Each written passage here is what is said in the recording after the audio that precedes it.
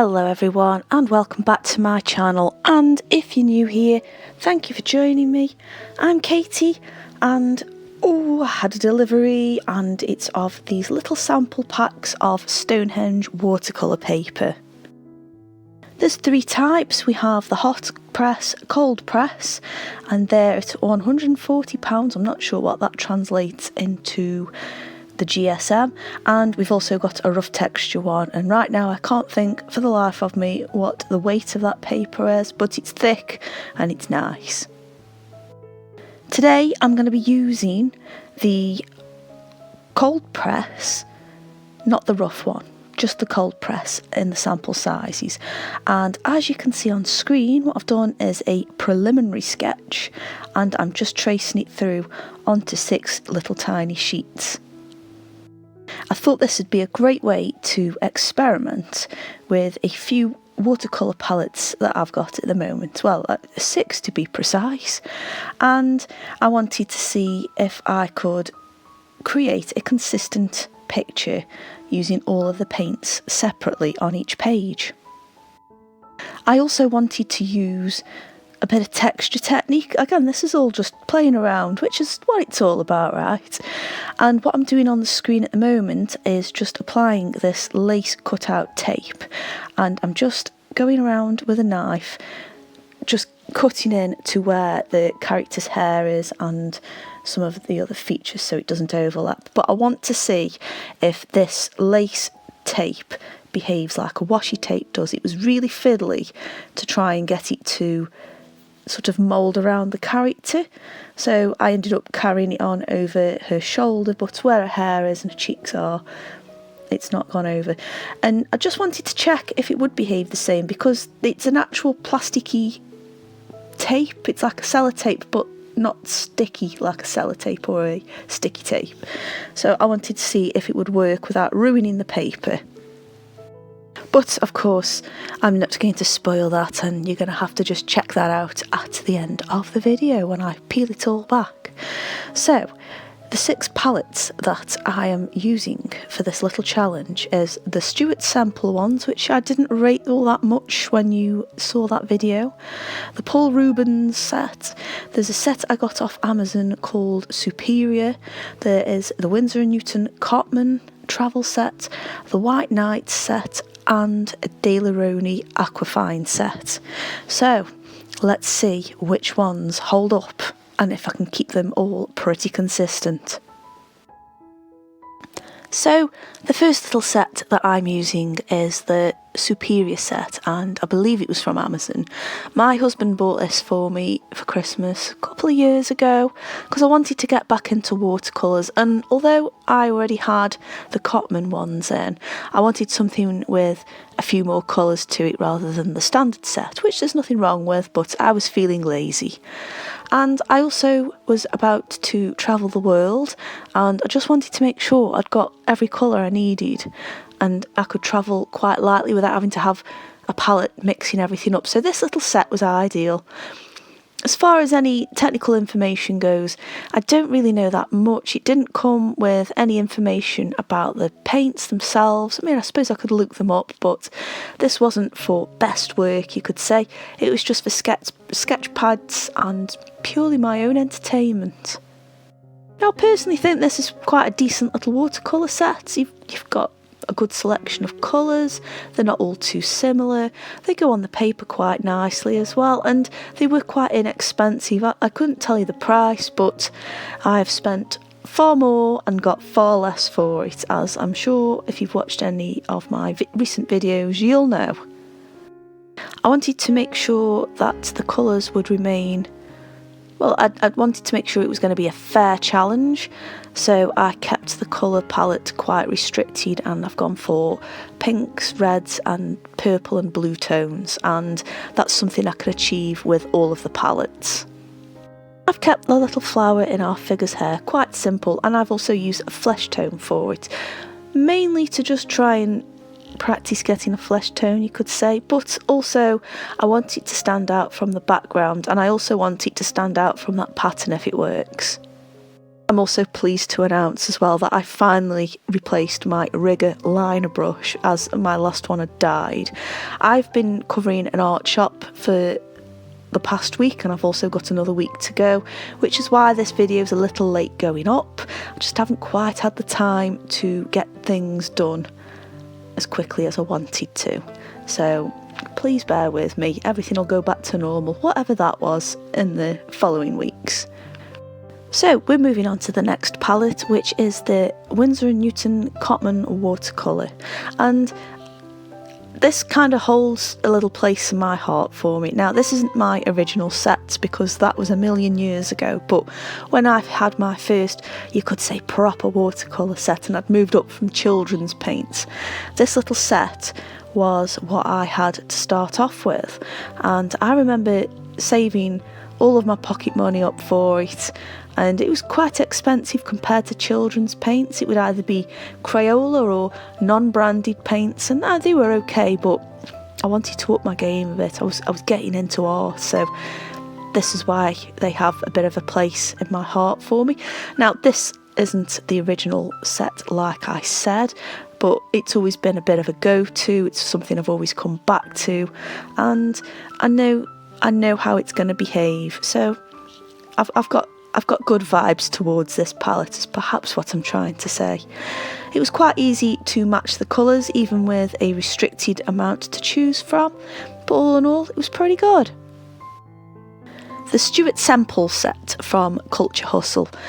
Now, it's a bit of a weird one, really. I have been playing around with it in a watercolour sketch pad I've got at the moment, and it's only okay. It's not as good as I expected it to be still, and I am still a little bit salty about that, but it was alright for this.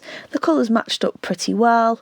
I was obviously using a different selection of colours too compared to the other one I used, so seeing how they behaved, which was pretty similar but with different colours, it just sort of affirmed that these aren't quite as good as I expected them to be.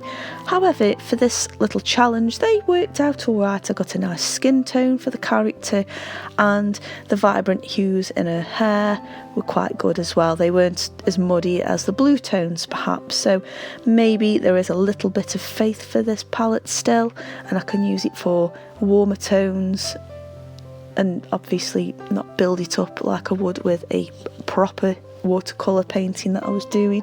But aside from that, they're still not my favourite. They're definitely on the bottom of the list. And if you consider, I feel like I'm ranting a little bit here, but the first set of watercolours I've used on this video were so inexpensive and went down really well. I don't even think they were more than £20 at the time my husband purchased it, but again, I can't be sure because it was a gift. And these paints I'm using now were £40. It kind of gives you a bit of a perspective on things. Now, you'll notice with this challenge that the palettes I'm using with the most colour selection in them, I've used on the middle sections of the picture, and that's because I have more tones that I have to add in there. So everything like the hair, there's a bit of hair on all of them, is what I'm trying to say. So the next set of watercolours that I've got are the White Nights ones, and I love these. These were like a bit of a step up again for me. I bought these last year, but I also have another set that I bought last year as well with a few more colours in there, and I really like these. I just wanted something that if I was going to paint something a little more seriously, you could say, that had those light fast qualities, and these go down beautifully as well. I really like these. I've not had any bad experiences with these yet, and hopefully I won't. I managed to match the skin tone up quite well with this one, and it behaved on top of the masking fluid as well, which isn't much to ask really. I really liked the fact I'd got some really nice purple tones mixed as well as some that were already made, and it was just nice to be able to add all them tonal variations on the face without overworking it, I suppose is the right word to say. All in all, I like the White Nights ones. I'm not biased or anything, honest. I wanted to play a little bit with some textures at the top like I did on the top left hand panel, and again they were just lovely to work with. It was just nice getting those colours to merge in. I can't say anything better about it. Have any of you guys tried any of the paints that I'm featuring on here? I'd like to know just what your thoughts of them really, and what was your first watercolour palette where you wanted to start taking watercolours a bit more seriously, or what was the first sort of proper art material you decided, right, this is it, I love art and I'm going to invest in it and I'm going to upgrade from what I have been using to something a little bit more higher quality? I'd really like to know. Like I say, I've been covering the art shop this week and I will be next, and I've had a few customers in who are trying new materials, and it's been so nice just to see them take that plunge into something they've obviously got an interest in and they want to develop a passion for, and it's so lovely. I really love hearing people's experiences, and a lot of the customers who've been coming in as well who are obviously artists, it's so nice having a conversation with them about their experiences, because on the whole the art community just wants to, I suppose, really just geek out about their art materials and what they've discovered with it. It's absolutely awesome. I love covering the shop. It's like one of my favourite things to do. When I'm asked, do you fancy doing a couple of weeks or a few days, I'm like, yes, please sign me up. I love it. The character I've done as well, I've decided to give some nice blue eyes because there's a blue on each of the palettes, so that works out quite well. And speaking of palettes, we are on the Daler-Rowney Aquafine travel set, and I got this one in, I think it might have been July's, it was either July's or June's scroller box, and that was the first one. Well, it was the first scroller box I re-signed up to. Like I said before, I've done it before a couple of years ago and quit, and then I started back up, and this was the first set and I was pretty impressed with it actually. It's a little bit like the Winsor & Newton one, I suppose it's the equivalent to it, and you've got a similar set of colours minus the white, but I never really see much of a point in using white paint. I do use it sometimes, but can't really see the point. I managed to match the colours up quite nicely with this one, and the colour laydown was pretty good. Got no complaints really. So far so good with all this. Now with this little challenge, I've kind of eyeballed each tile, and the only time I've put one next to the other just to match things up was with this character's eye, which you'll see me do in a minute. And I think I still didn't quite get it 100% right, so that's nothing to do with the materials. I think that's probably just me not being very patient with myself. But on the whole, I really liked how all the colours interacted, and I did just get a sneaky glimpse that I was kind of on the right track. I don't expect any of these tiles to be identical because I'm using different watercolours from different brands, but it's so interesting to see, and I do see this as quite a fair challenge as well because all the paper's the same. Now here's for the last palette, and this is the Paul Rubens. Well, I'm not sure if they're artist quality or not, but it is quite a funky little palette. I'm sure you noticed all the fabulous glitter swirling around on there. And I got this one from AliExpress, and I bought it purely for the container, and eventually when all the pans run out, which they will, I will fill them up with tubes and I will keep using this container because it's really fabulous and glittery, and why wouldn't I? I'd like to try and reuse and keep things going for as long as possible. Now, I did find this one just a tiny little bit restricting with the selection of colours. Luckily, the areas that I found the hardest were the skin tones, and there aren't that many on here, so it wasn't a huge problem.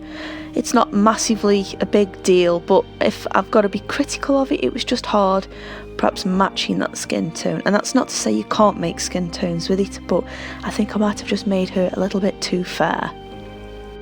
The colours themselves though really stood out, and when filling the details in between the washi tape segments, they really stood out quite nicely, and I found that with all the palettes where I've used it on there. I also decided to continue the flowers over her shoulder because I just like the pattern, and this is a new technique I sort of want to try and work in. I have been playing around with this since doing this video, and it's just really fun, and I want to see where else I can apply it. And I mean, it's going to take a million years for these washi tapes to turn up, but I can't wait to sort of incorporate it into my designs. And as you'll see, they came off really well, so I'm quite happy with that. I wasn't sure what to expect. I was thinking, oh, is it going to rip the paper up? But it didn't. It was a bit fiddly to pull off the page because it's so thin. But yeah, I quite liked the result. I just went in there with the Daler-Rowney watercolour just to make her eye a little bit bolder because it just wasn't quite standing out how I wanted it to. And anyway, that is them. So here are all the palettes I've used, and like I say, some of these I've had for years, some of these hold some memories, good, and some don't hold good memories. Stuart Semple palette.